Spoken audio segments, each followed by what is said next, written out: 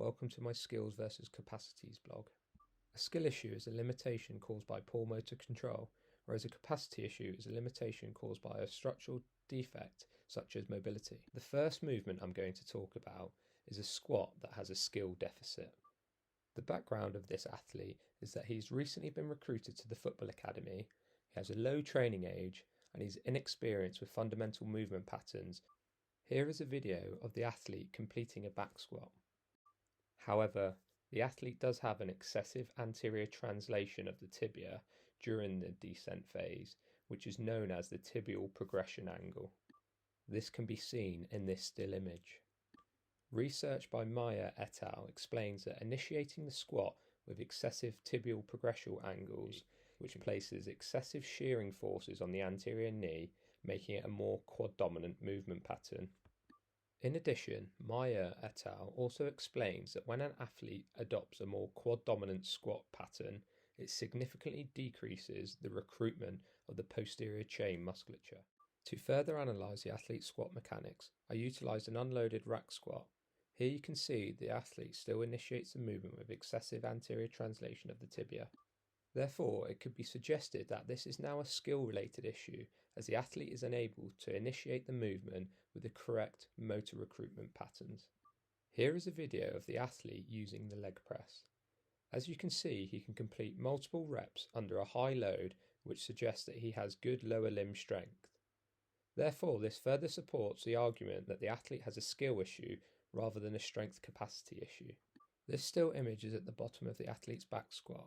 And as you can see, he uses a knee-dominant approach to his squat with an increased tibial progression angle, which limits his knee flexion and the depth of his squat. Research by Hewitt et al. Suggests that when squatting with reduced knee flexion angles, the hamstring and gluteal muscles may not be adequately challenged. The research also explains that training at reduced knee flexion angles can hinder field-based sports performance and can increase risk of knee ligamentous injuries, such as ACL ruptures.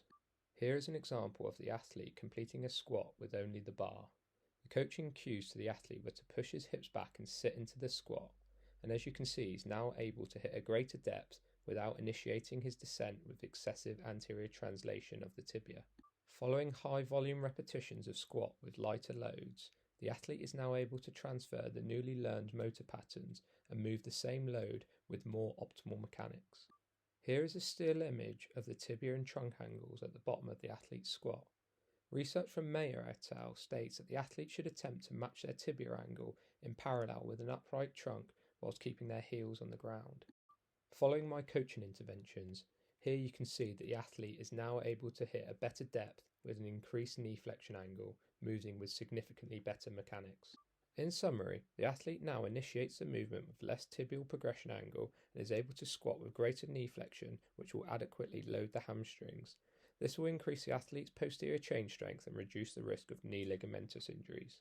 Now I'm going to talk about a squat with a capacity deficit.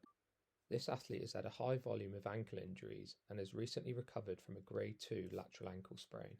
Here is a video of the athlete squatting. As you can see at the bottom of this squat, the athlete's heels start to come off the floor. This can also be seen during an unloaded rack squat.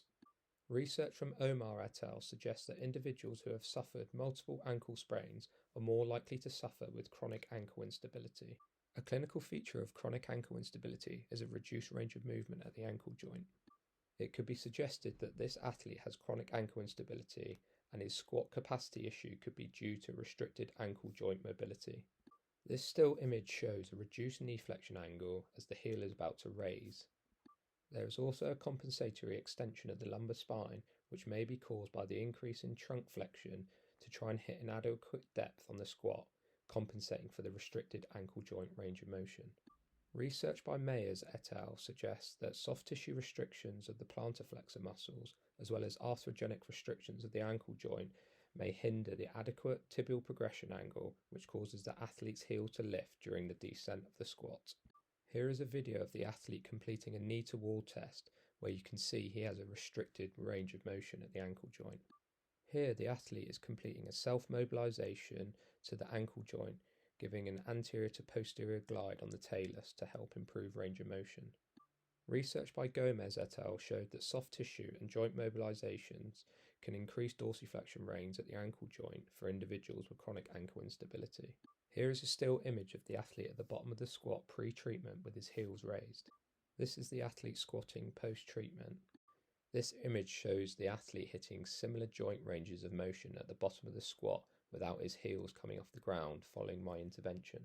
In summary, the athlete now has greater joint range of motion at the ankle and is able to hit an increased knee flexion angle at the bottom of the squat, which will help increase strength adaptation to the posterior chain musculature. Now I'm going to talk about an RDL with a skill deficit. The background of this athlete is that he's a late developer and his maturation status is of circa peak height velocity. This is the athlete completing an RDL, and as you can see, it looks very uncoordinated. Research by Mayer et al. Suggests that athletes going through peak height velocity can show signs of adolescent awkwardness. This is where their movements become uncoordinated due to a rapid increase in limb length. This image shows the start of the movement where the head, shoulders, hip, knee, and ankles are stacked on one another. This image shows that the shoulders, hip, and ankles are stacked on one another, whilst the knees anteriorly translate to start the movement. However, research from Piper et al. Suggests that the movement of the RDL is achieved via rotation of the hip joint and requires dissociation between the knee, hip, and lumbar spine.